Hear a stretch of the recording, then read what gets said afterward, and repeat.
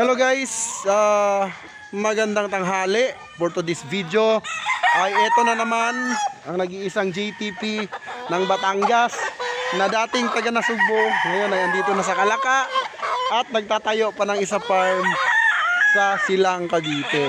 So ngayon guys, kwentuhan, aliwan at marami pa tayong dapat malaman at marami pa tayong dapat makita dito sa nag-iisang JTP Game Farm ng Calaka, Batangas.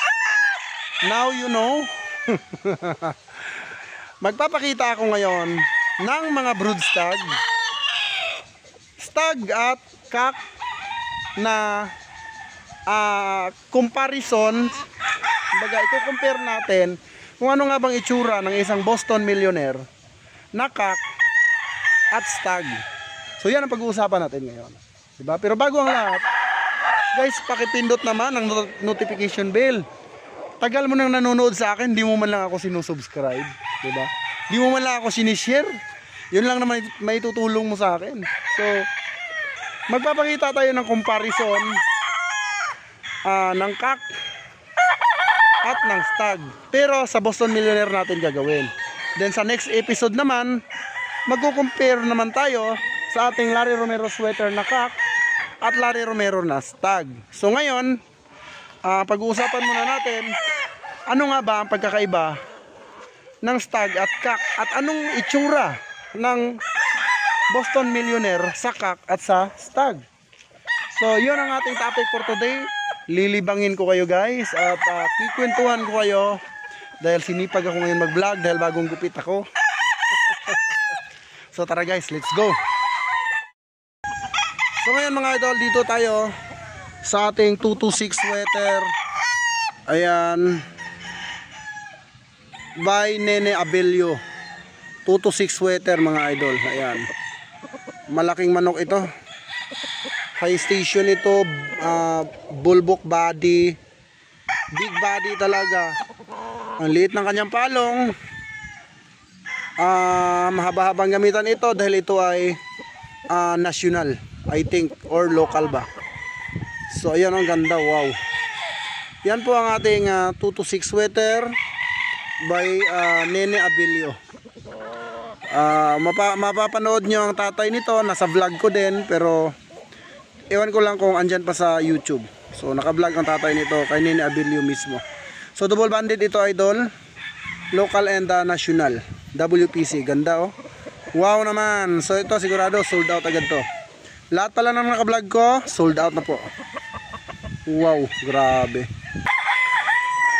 guys. Ito naman ang ating Doc Halsey Gray Silver National, late maturing Doc Halsey Gray by Roxy Jimenez ng Tarlac Game Farm. Ganda oh. Yan po. So yan lang muna ang ating ipapalabasin na Doc Halsey Gray. Late maturing talaga yung mga gray natin mga idol, pero grabe yung size, ang ganda ng sukat. Ayan oh. Ayan po. Late ng palong, good as brood stag, lifetime na magagamit. Napakaganda. Ayan. At ito ay affordable mga idol. Kung bibili kayo ng ganyan, ayan, ang mahal ng out ng iba dyan, pero sa atin super affordable. Amigo. So pang amigo ang ating presyo mga idol ha, pang amigo.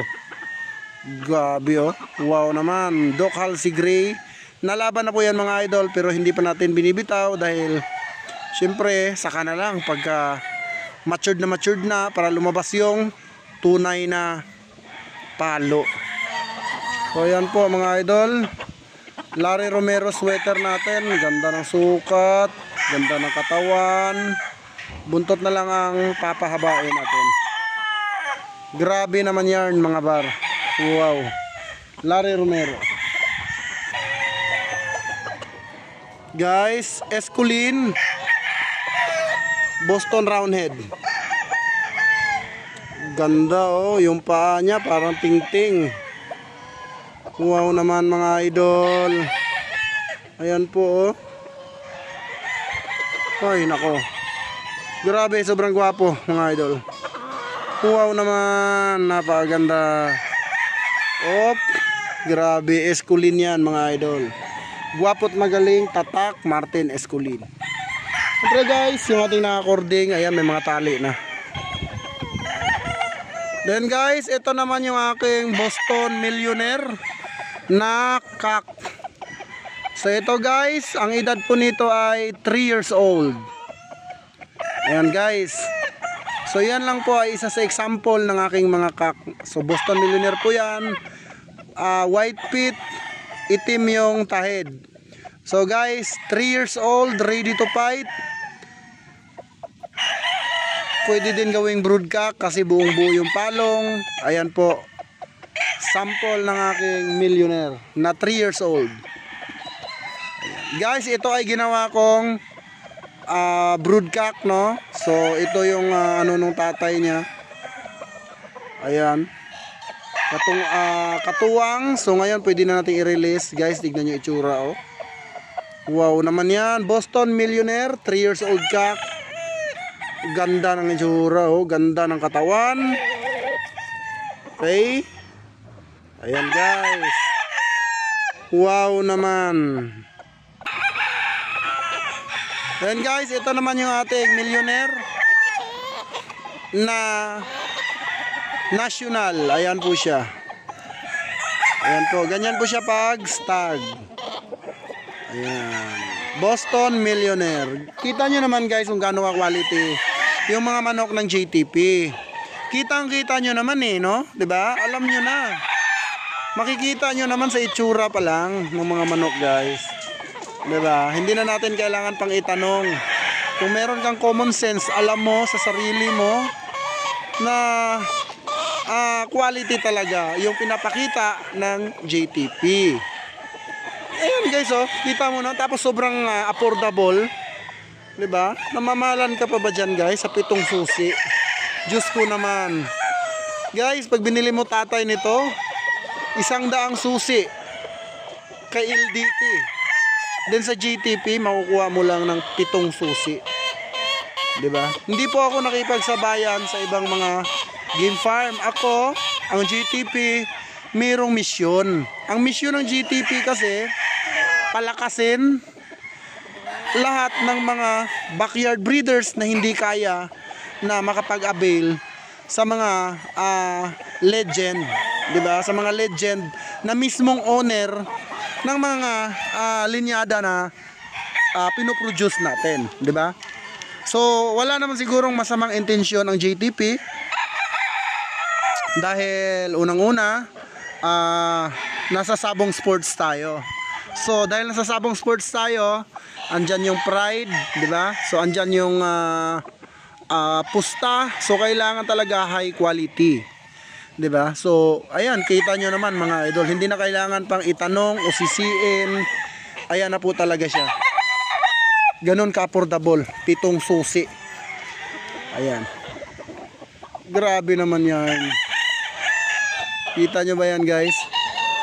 Makikita nyo talaga. Kaya ako sinasabi sa inyo guys na nakikita mo naman eh.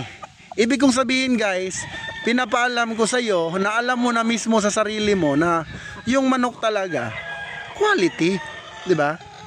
So quality talaga.